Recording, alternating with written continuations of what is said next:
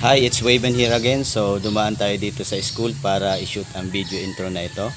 Actually, papunta tayo sa computer store para ibili ng laptop yung ibinigay na pera ng ating principal para i-upgrade yung ICT ng school namin.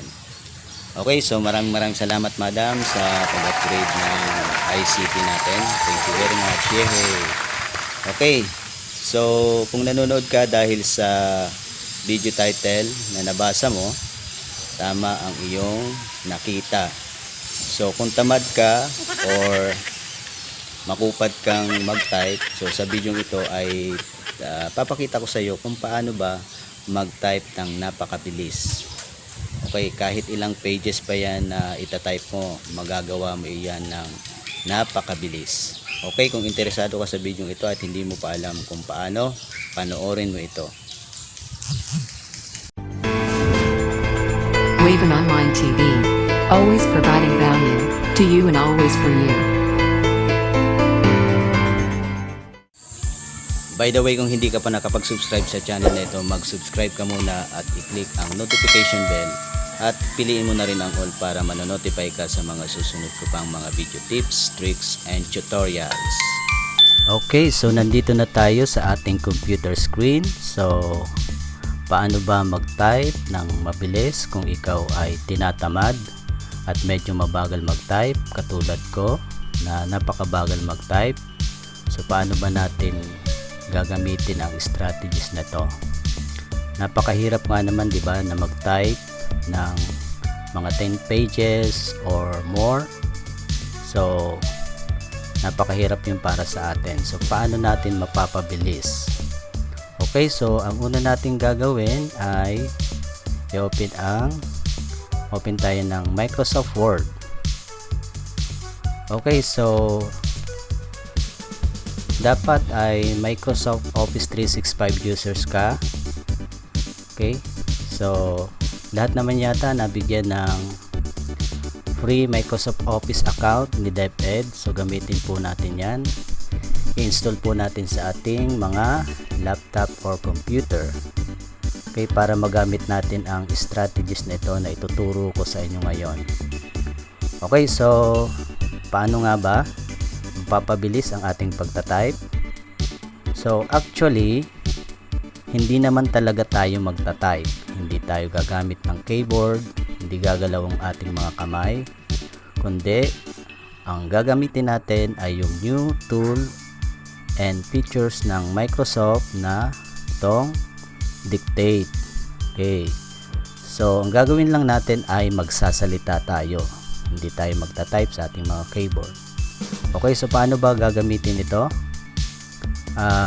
But before that pala, dapat naka-on yung microphone nyo. So punta kayo sa settings, system, sounds. Okay, see to it na naka-enable yung microphone nyo sa laptop nyo or sa desktop nyo. Okay, so lahat naman may laptop na may naka-built-in na microphone. So see to it na naka-enable po yung microphone nyo. Okay, so paano gamitin itong new tool ni Microsoft na Dictate? So try natin. So medyo lakihan lang muna natin. Gawin natin mga 20. Okay, pag clinic mo yan at naging pula, so pwede ka nang magsalita. Click natin.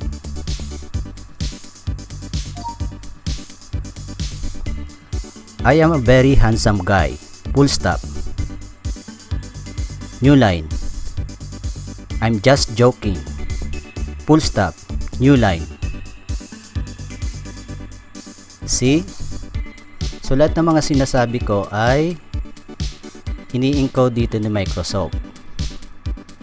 Okay? So ganun lang po ka dali at kaganda ang tool na ito na bagong tool ni Microsoft. Okay, so try nating magbasa ng isang full text document. Okay, so ganyan. Try natin. May babasahin ako dito.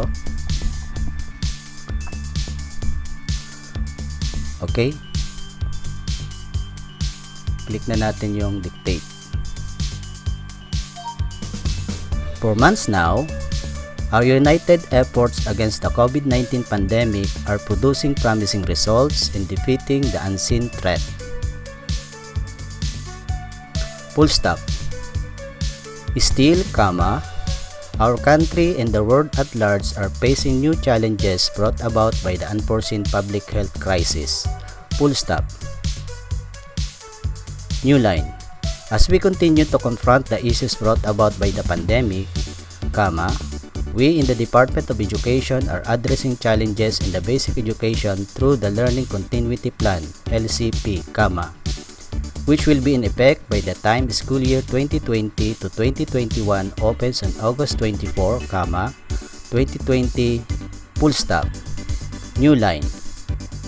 The LCP is our major response in our commitment in ensuring the health, safety, and well-being of our learners, teachers, and personnel in the time of COVID-19 while finding ways for education to continue amidst the crisis for upcoming school year. Full stop. New line.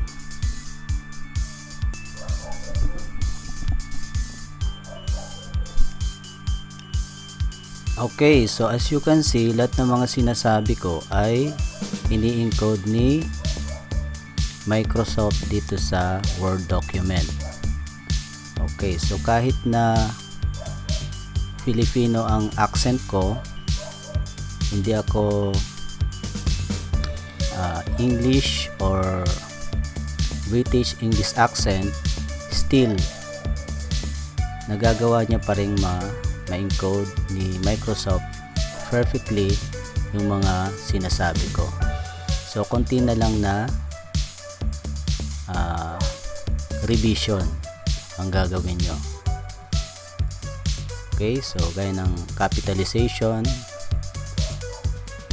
Okay, so ayan po ang gamit ng dictate ng new tool ni Microsoft sa Microsoft Office 365. Okay, so try naman natin ang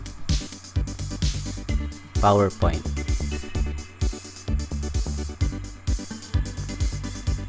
Yung document. Okay, so try natin yung yung itong PowerPoint. Click natin itong dictate. Pag red na, pwede na magsalita. This is the title of my slides.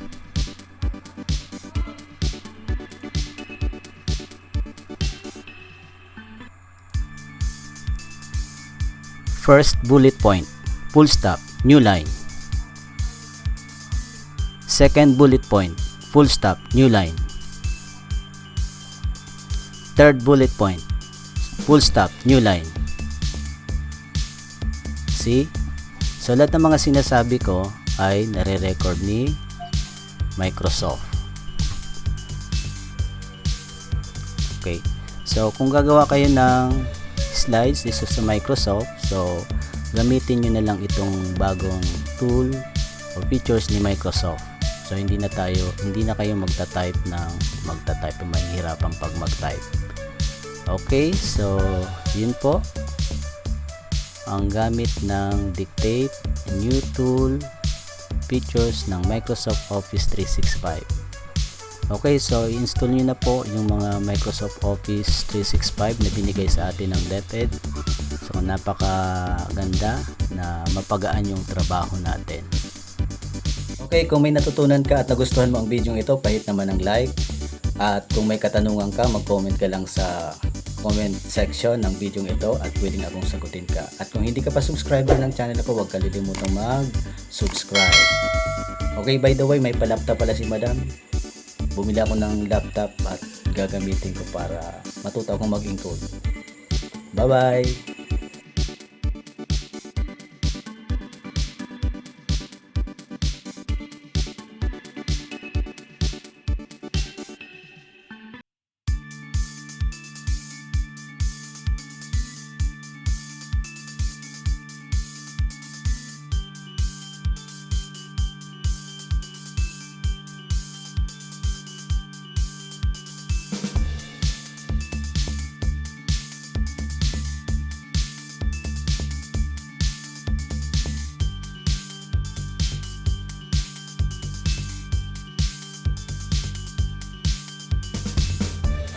Okay, so ayan, nabili na natin yung laptop ng school para sa ICT. Ito na po. Thank you, Madam Pradilin. Thank you, Ma'am. Okay, so mag-aaral na tayo mag-type. Magiging mabilis na tayo sa pagta-type nito. Okay po.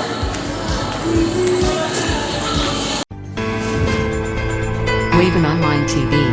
Always providing value to you and always for you.